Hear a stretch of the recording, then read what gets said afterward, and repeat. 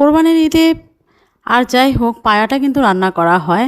সারা বছর যদিও রান্না করা হয় না বা অনেকের কেনা হয় না, কিন্তু কোরবানির সময় এই পায়াটা স্পেশালি রান্না করা হয়। অনেকে সাথে সাথে রান্না করে, অনেকে আবার ফ্রিজে রেখে পরে রান্না করে খায়। তো আজকে আমি এই পায়া রান্না সহজ এবং মজা করে কিভাবে রান্না করা যায় সেই রেসিপিটা দেখাবো। একদম স্পেশাল কম মশলায় রান্না করা। আর এটা পেশোয়ারি পায়া হিসেবেই মানে রান্না করি আমি। এটা পেশোয়ারি রেসিপি। তো এখানে আমি পায়াগুলো ধুয়ে পরিষ্কার করে নিয়েছি। তো ঈদ স্পেশাল হিসেবে আপনারা এটা টাইমলাইনে রেখে দিতে পারেন। তো এখানে আমি পেঁয়াজ দিয়ে দিয়েছি প্রায় 1.5 কাপ কুচি, আর পায়া ছিল এখানে 2টা পরিমাণ। মানে একটা গরুর তো 4টা পায়া থাকে, তো 2টা আমি পিস করে নিয়েছি। তো এখানে দিয়ে দিলাম আমি রসুন বাটা। রসুন বাটা দিয়ে দিয়েছি এখানে প্রায় 2 টেবিল চামচ পরিমাণ। আদা দিয়ে দিয়েছি আমি এখানে প্রায় 3 টেবিল চামচ পরিমাণ। যেহেতু পায়াটা একটু বেশি ছিল এজন্য। লবণ দিয়ে দিয়েছি স্বাদ মতো। আর এখানে আমার ঘরে করা মশলা ছিল, গরম মশলা, যেটা আমি দিয়ে দিয়েছি প্রায় 1.5 টেবিল চামচ পরিমাণ। আর দিয়ে দিলাম বেশ কিছু কাঁচামরিচ, আপনারা ঝাল অনুযায়ী অ্যাডজাস্ট করে নেবেন। আর দিয়ে দিলাম আমি অল্প একটু সাদা তেল, যেটা হচ্ছে 1/2 কাপেরও কম এরকম। বেশি তেল আমি ইউজ করব না এখানে। আর দিয়ে দিব আমি একদম ডুবো পরিমাণ পানি 1 পাতিল। আর পায়া যদি অর্ধেক থাকে পানি 1 পাতিল পুরো করে দিয়ে দিবেন, এটাই পরিমাণ।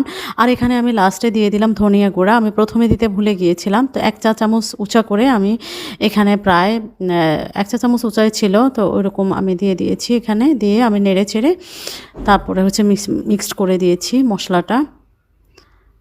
তারপরে আমি এখানে খোলা অবস্থায় আমি 10 মিনিট হাই হিটে রান্না করব। এখনও আমি ঢেকে রান্না করব না। এটা আসলে বেসিক্যালি এটা হচ্ছে টিপস, মশলার যে একটা স্মেল থাকে সেটা চলে যাবে, এই জন্য আমি 10 মিনিট হাই হিটে রান্না করব। আপনারা দেখতে পাচ্ছেন ফুটে কিন্তু অলরেডি কালারটা চেঞ্জ হয়ে গেছে। আর মেন কালারটা চলে আসে একদম শেষে, প্রথমে তো আর কালার আসে না। তো আমি নেড়ে চেড়ে আবারও একটু মিক্সড করে দিচ্ছিলাম। তো আমি এখন ঢেকে হচ্ছে প্রায় ঢেকেই রান্না করেছি পুরো সময়টা। এরপরে ঢেকে আমি প্রায় 2 ঘন্টার জন্য ঢেকে রেখে দিয়েছিলাম। তো এখন আমি এটা চুলাটাকে লো হিটে আরও আধা ঘন্টা রেখে দিয়ে এখন লাস্টে আমি কাঁচামরিচ দিয়ে দিলাম। তো কাঁচামরিচ দিয়ে হচ্ছে এটা হচ্ছে বেসিক্যালি রান্নার ইয়ে। তো আমি এখানে রসুন আর পেঁয়াজ কুচি দিয়ে একটু বেরেস্তা দিব অল্প তেলে, বেশি তেল দিব না, কারণ পায়া থেকে অনেকটাই পরিমাণ তেল উঠে যায়, এই জন্য হচ্ছে আর বেশি আমি তেল দিব না। আর আপনারা একটা জিনিস খেয়াল করবেন, পায়া যখন কাটবে তখন যেন মাংস সহ রাখে, তাহলে সেই পায়া খেতে অনেক বেশি ভালো লাগে এবং জুসিনেসটা বেশি আসে, মাংসটা খেতে বেশি ভালো লাগে। আর পায়ে যদি মাংসই না থাকে তাহলে তো খেতে ভালো লাগবে না। তা আমার বেরেস্তা দেওয়া হয়ে গেছে, এখন আমি ঢেকে রেখে দিব মোটামুটি একটু নর্মাল হওয়ার জন্য। একদম গরম তো আর খাওয়া যায় না। তো দেখতে পাচ্ছেন আপনারা আমি আবার একদম ফাইনাল লুক চলে এসছে। এটা মানে কতটা সুন্দর একটা কালার এসছে, আর খেতেও যা অসাধারণ ছিল। আর এই ঝোলটা একটু বেশি ঘন হয়ে গেলে ভালো লাগে না, পায়ার ঝোলটা একটু পাতলা থাকলে ভালো লাগে, স্যুপের মতো লাগে, স্যুপটা খেতে বেশি ভালো লাগে এই জন্য।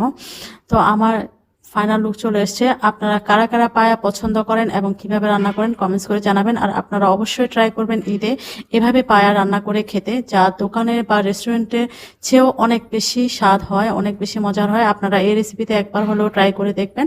আর আমার গরম মশলার স্পেশাল রেসিপিটা আমার চ্যানেলে দেওয়াই আছে, আপনারা চাইলে দেখে নিতে পারেন। 1 মশলায় কোরবানের সব মাংস আপনারা রান্না করে ফেলতে পারবেন, নো টেনশন। পায়া থেকে শুরু করে ভুঁড়ি, কালাবোনা এবং মাংস, ঝাল ঝাল মাংস সব কিছু 1 মশলাতে আপনারা রান্না করে ফেলতে পারবেন।